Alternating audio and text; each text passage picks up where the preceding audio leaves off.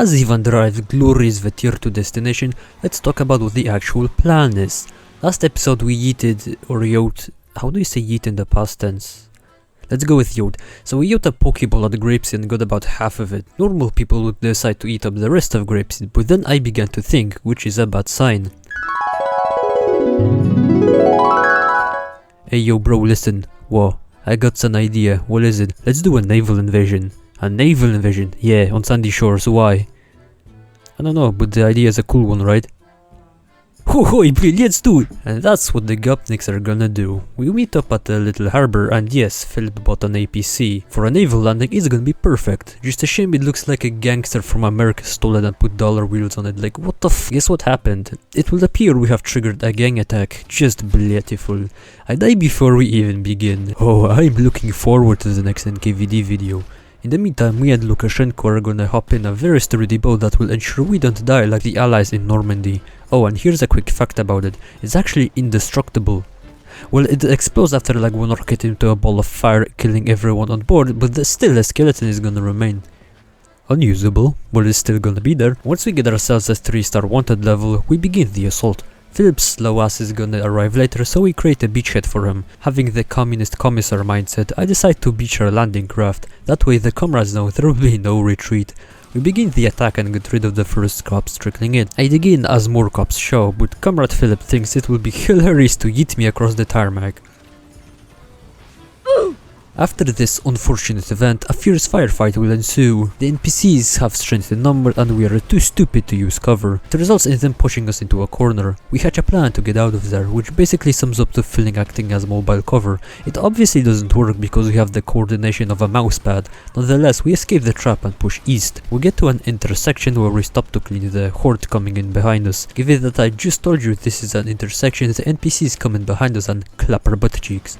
I join my comrades who have dug in on the other side of this ridge. We somehow manage to push to the next intersection. What follows is a grinding battle of attrition, one we cannot hope to win. Any attempt at breaking out ends in getting smacked and we are pinned. At one point Philip decides to leave us and goes off to, I don't know, catch a hooker or something. Oh, or do that. Let's just say we did not have a good time. Anytime we pick our heads, the NPCs snap our health bars into the red zone, no matter if we have armor or not. Philip calls in a buzzard and starts doing Philip thing. Eventually the NPCs actually start to swarm over our little ridge, which is beyond very bad. It got really intense, but we managed to survive.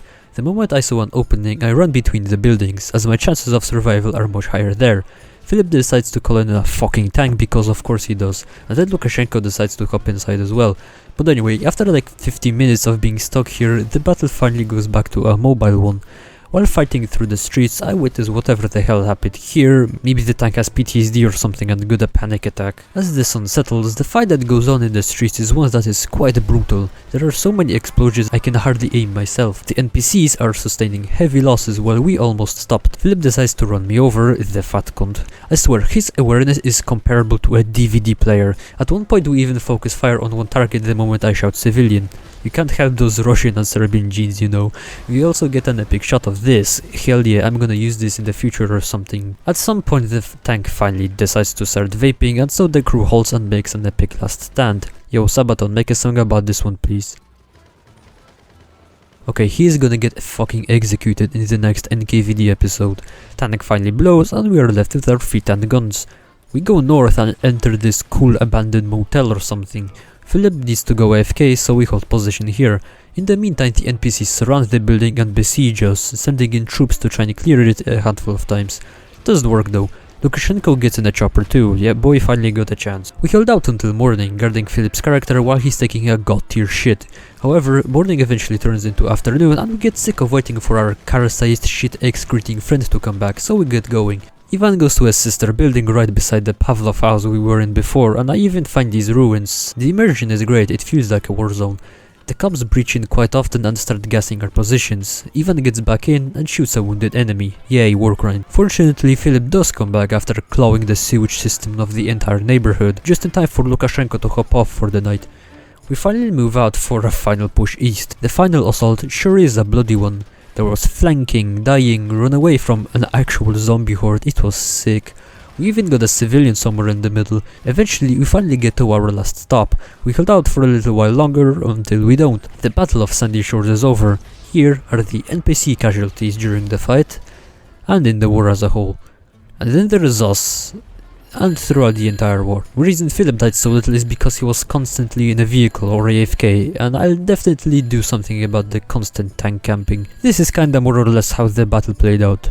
Our next target will definitely be the rest of Grapeseed, so we can connect our little beachhead. Stay tuned for the NKVD episode that will come out once we finish our work in the desert. Oh, and don't forget, subscribe to Life of Boris.